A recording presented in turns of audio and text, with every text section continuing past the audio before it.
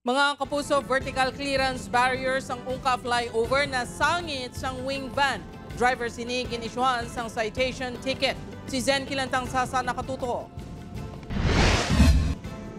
Nagpugok ang trapiko sa bahin sa ungka flyover sa Haro, Iloilo City kagabi. Ini matapos ginsiraduhan ang porsyon sang flyover nga padulong sa Pavia para kay uhon ang naguba sini nga vertical clearance. Ang pagkaguba sang vertical clearance barrier ang tugas sang pagsangit diri sang isa ka wing van kahapon sang hapon. Giniswa na sang citation ticket sang Iloilo City TTMO ang driver sang wing van nga ginapahayag pangayaw sa syudad kag nagikan pa sa Davao City. Nahibaluan nga ginadumilian ang mga wing van, motorsiklo, tricycle, bisikleta kag trailer trucks nga mag-agi sa ibabaw sa ungka flyover. Magkatuhay naman ang pananawan sa pila ka mga motorista.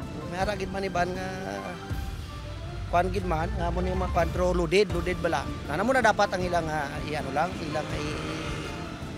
ano bala ni pagbawal ba? Bayad man na sila tax bawalan nila na kung mga truck okay lang na ya.